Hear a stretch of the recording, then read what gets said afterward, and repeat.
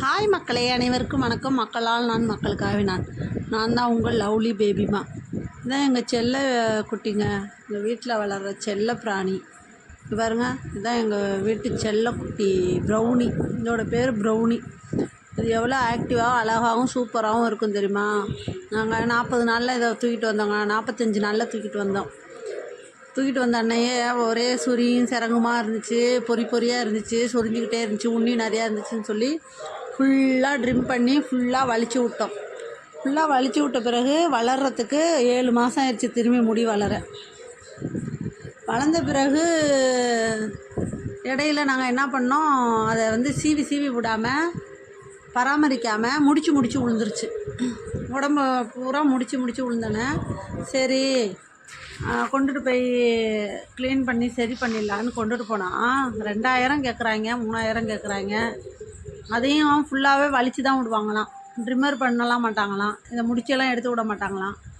அதனால் 2000 ஆகுமேடா தம்பி, வேண்டாண்டா வாடா தம்பின்னு சொல்லி கூப்பிட்டுட்டு வந்துட்டு என் பையன் இஜாஸ் இருக்கான், அவனை விட்டு இதை ட்ரிம் பண்ணி விட்றா தம்பி அழகா ஒரே ஷேப்லன்னு சொன்னால், எப்படி இருந்தானா இப்படி ஆக்கிட்டேன்னு சொல்லி இங்கே பாருங்கள், மூஞ்சி உடம்பெல்லாம் நல்லா ஆக்கிட்டு பின் பேக் சைடு மட்டும் கேவலப்படுத்தி விட்டாங்க.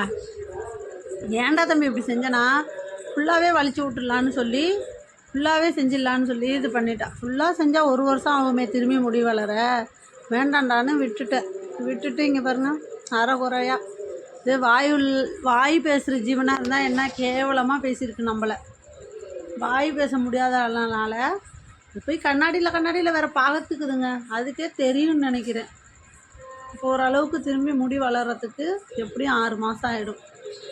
பழைய முடி பழைய அழகு வர்றதுக்கு எப்படியும் 6 மாதம் ஆகிடும். செல்லக்குட்டி ப்ரௌனியை சாரிடா, இது வாய் பேசுகிறதா இருந்தால் நீ கேவலமாக என்ன பேசியிருப்படா, ஒரு காசுக்கு மிச்சம் பண்ணி அழகை கெடுத்து வச்சுருக்கேன்னு சொல்லி பேசும். வீட்டில் வளர்க்குறதெல்லாம் பெருசு இல்லைங்க, அதை வளர்க்குற விதம் இருக்குது. பணக்கார வீட்டில் நாய் வளர்க்குறது, இந்த நாயெல்லாம் பணக்கார வீட்டில் வளர்கிற நாய்ங்க. நம்ம மிடில் கிளாஸ் ஃபேமிலி, நம்ம என்ன கொடுக்குறோமோ என்ன சாப்பிட்றோமோ அதுதான், ஸ்பெஷலாலாம் எதுவுமே கவனிக்க முடிய மாட்டுது. ஏன்னா வருமானத்துக்கு தகுந்தாப்புல தான் நம்மளும் நாய் வளர்க்கணும், விரலுக்கு ஏற்ற வீங்கணும். நம்ம தேவையில்லாமல் ஆசைப்பட்டால் இப்படி தான் நம்மளோட சேர்ந்து அதுங்களும் அவஸ்தைப்படுதுங்க. வெளிநாட்டு நாய்ங்கள்லாம் உள்ளே வந்துட்டு நாட்டு நாயெல்லாம் வெளியில் ரோட்டுக்கு விட்டாங்க அப்படின்னு அது கேவலமாக பேசுது. சரி மக்களே, என் வீடியோ பிடிச்சிருந்தா ஷேர் பண்ணுங்கள், லைக் பண்ணுங்கள், சப்ஸ்கிரைப் பண்ணுங்கள். என் வீடியோவுக்கு சப்போர்ட் பண்ணுற அனைத்து நல்ல உள்ளவங்களுக்கும் கோடான கோடி நன்றி மக்களே. என் அழகு செல்லக்குட்டியை பார்த்து எனக்கு கஷ்டமாக போச்சு. 2000 செலவு பண்ணியிருந்தா இன்னும் சூப்பராக அழகாக பண்ணியிருக்கலாம்.